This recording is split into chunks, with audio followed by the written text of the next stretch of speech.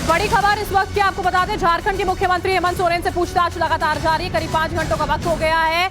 ED लगातार सोरेन से सवाल कर रही है। झारखंड के सीमावास में इसी बीच में 2 खाली बसें पहुंची हैं। सभी विधायक सीमावास के अंदर मौजूद हैं। विधायकों को सीएम आवास से भेजने की तैयारी की जा रही है। सीएम आवास से विधायकों को शिफ्ट किया जा सकता है। ये बड़ी खबर इस वक्त की हम आपको बता रहे हैं। 5 घंटों से ज्यादा का वक्त हो चुका है। ईडी पूछताछ कर रही है। इससे पहले भी एक बार पूछताछ जो हेमंत सोरेन से की गई थी। लगातार वो आरोप लगाते रहे कि बीजेपी की साजिश है, ये मुझे फंसाना चाहती है, ये सिर्फ और सिर्फ सियासत है। और इसी बीच में कई घंटों के लिए गायब हो जाते हैं। अब जब सामने आते हैं 5 घंटों का वक्त और 2 बसें, ये देखिए, ये जो ट्रैवलर बसेस हैं वो यहाँ पर पहुंची हैं, जिनमें ये कहा जा रहा है कि विधायकों को बैठाकर वहां से ले जाया जा सकता है। और ये बसें झारखंड के मुख्यमंत्री हेमंत सोरेन के आवास पर पहुंची हैं।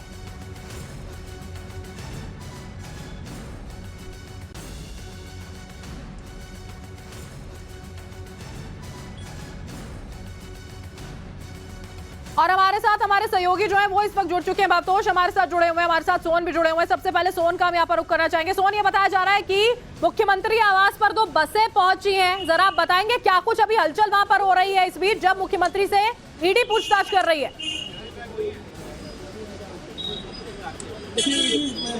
ईडी जमीन घोटाले मामले में पूछताछ कर रही है झारखंड हेमंत सोरेन से।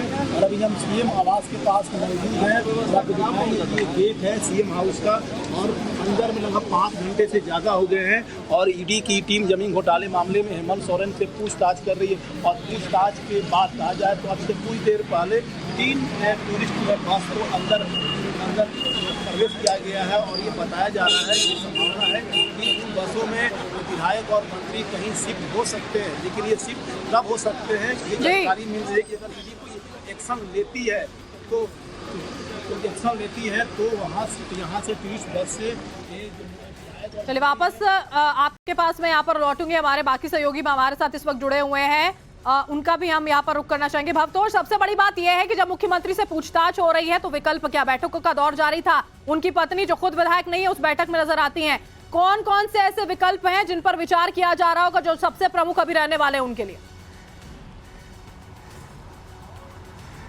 देखिए, जहाँ तक ईडी की बात की जाए तो जो पूरा मामला है वो काफ़ी इम्पोर्टेंट मोड पे आ गया है। अगले कुछ घंटों में, या ये कहिए कि 1-2 घंटे के अंदर ये ईडी के जो सबसे इम्पोर्टेंट अधिकारी हैं, जो आप ये कहिए टॉप बॉस हैं, वो एक कॉल लेंगे कि हेमंत सोरेन के साथ क्या किया जाएगा। ऐसे कई सूत्र हमें ये बता रहे हैं। डिसीजन ले लिया गया है, प्रोसीजर्स पूरे किए जा रहे हैं। और हेमंत सोरेन से सिर्फ लैंड स्कैम के बारे में बात नहीं की जा रही है, ज़मीन घोटाले के बारे में नहीं बात की जा रही है, इलीगल माइनिंग जो खनन घोटाला है उसके बारे में भी बात की जा रही है। पूरा मामला इसके बारे में है कि जो इसमें जो घपला किया गया था, उसको घपले का पैसा जो कहाँ लगाया गया था, इसमें एक लैंड स्कैम, इसमें ज़मीन भी खरीदी गई थी। उसके अलावा इसमें कुछ इसमें इमूवेबल एसेट्स भी लिए गए थे और मूवेबल एसेट्स भी लिए गए थे। जब रेड्स और सर्चेज हुई थी तो करीब 36 लाख रुपए मिले थे। उसके अलावा एक BMW गाड़ी मिली थी। और इन्फोर्समेंट डायरेक्टरेट उनसे पहले भी पूछताछ कर चुकी है। इसमें 14 लोग जो गिरफ्तार हुए थे, उन लोग के आपस में भी एक साजिश की गई थी। और साजिश की एक CCTV फुटेज मिली थी जिसमें छवि रंजन और प्रेम प्रकाश आपस में बात कर रहे थे। कहा यह जा रहा था कि कोशिश ये की जा रही थी कि हेमंत सोरेन तक ये पूरी जांच पहुंचे नहीं, लेकिन अभी जो जांच चल रही है उसमें कुछ फ्रेश इनपुट्स और एविडेंस आए थे। और इसी वजह से हेमंत सोरेन की मुश्किलें जो बढ़ती जा रही हैं। शायद अगले घंटे के अंदर बहुत बड़ा फैसला लेने वाली है इन्फोर्समेंट। एक बड़ा फैसला जो है वो यहाँ पर ईडी की ओर से हो सकता है। अनुज जी, अपने आप में एक सियासी बड़ी हलचल झारखंड के लिए है। मुख्यमंत्री जो लगातार भारतीय जनता पार्टी पर आरोप लगाते रहे हैं कि 2019 से लेकर लगातार यही प्रयास किए जा रहे हैं कि सरकार को अस्थिर कर दिया जाए। अभी आज की अगर हम बात करते हैं, कौन से महत्वपूर्ण सवालों को लेकर ईडी के सामने यहां पर जब मुख्यमंत्री पहुंचे तो कौन से महत्वपूर्ण वो सवाल है जो ईडी लिए बैठी है वहां पर वो फहरिस्त? जी देखिए, कई ऐसे सवाल थे जिसका जवाब ईडी को लेना था। और इसी वजह से ईडी लगातार हेमंत सोरेन से पूछताछ करने के लिए समन भी जारी कर रही थी। लेकिन आखिरकार 20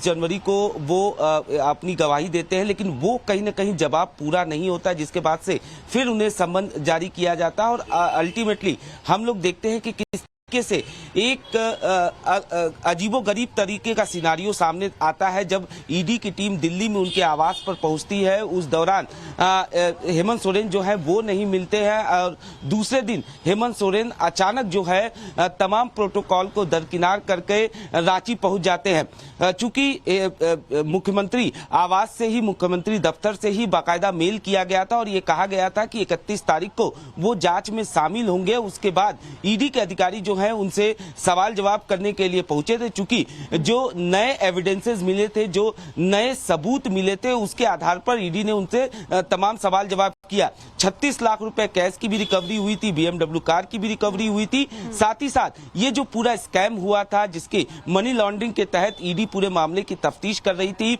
हमने देखा था कि किस तरीके से अपनी चार्जशीट में भी ईडी ने जिक्र किया था कि जो डायरी मिली थी और जो कहीं न कहीं जो जमीनों की खरीद फरोख्त हुई थी उसमें ये देखा गया था कि एक जमीन जो की कहीं न कहीं वो हेमंत सोरेन के करीबी का नाम उसमें सामने आया था। उसको लेकर भी कई ऐसे सवाल थे जिनका जवाब ईडी हेमंत सोरेन से जानना चाहती थी और उसी को लेकर लगातार हेमंत सोरेन से सवाल जवाब किया गया था। इससे पहले भी ईडी के अधिकारियों का साफ तौर पर यह कहना था कि जब उनसे एक बार पूछताछ हुई थी उस दौरान भी वो कई ऐसे सवाल थे जिसका जवाब नहीं दे पाए थे। तो निश्चित तौर पर एक तरीके से जिनका जवाब यहाँ पर नहीं दिया उसके बाद बचते हुए यहाँ पर नजर आए। तो प्रियांक भी हमारे साथ जुड़े हुए हैं, रांची में वो मौजूद है, उनका भी रुख कर लेते हैं। प्रियांक, अभी इसी बीच में जब विधायक दल में पूरी की पूरी उनकी पकड़ मजबूत है तो आगे क्या कुछ करेंगे, सवाल इस बात को लेकर है। जिस तरह से भवतोष यहाँ पर कह रहे थे कि अगला 1 घंटा बहुत ज्यादा अहम हो सकता है, कोई बड़ा फैसला ले सकते हैं।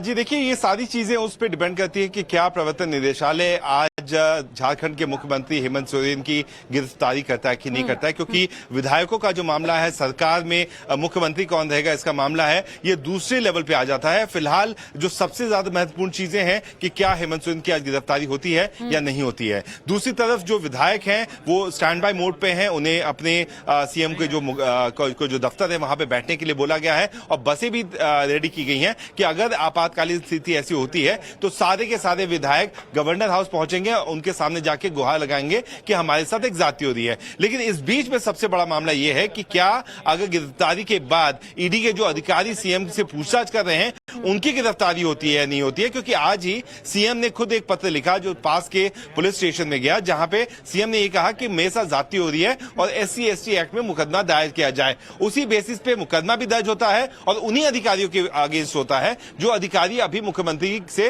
पूछताछ कर रहे हैं। तो अगर आप स्थिति को देखिए तो अगर मुख्यमंत्री को यहां से ले जाने की कोशिश की जाती है उन अधिकारियों द्वारा, तो झारखंड पुलिस के पास वो FIR है जो कि नॉन बेलेबल सेक्शंस में है, उन धाराओं में दर्ज है जिसमें थाने से बेल नहीं होती है और पुलिस के पास ये बिल्कुल पावर रहेगा कि वो उन अधिकारियों की गिरफ्तारी कर ले SC/ST एक्ट में। तो मामला काफी ज्यादा पेचीदा हो गया है, इसीलिए यहां पे अभी 10 सेकंड पहले जो यहां के मुख्य सचिव हैं और जो DGP हैं वो भी सीएम आवास के अंदर प्रवेश कर चुके हैं और सारे के सारा जो अमला है, जो प्रशासनिक अमला जो स्टेट गवर्नमेंट का होता है, chief secretary, DGP, home secretary, क्योंकि चीफ सेक्रेटरी जो है वो होम सेक्रेटरी का भी एडिशनल पोर्टफोलियो होल्ड कर रहे हैं,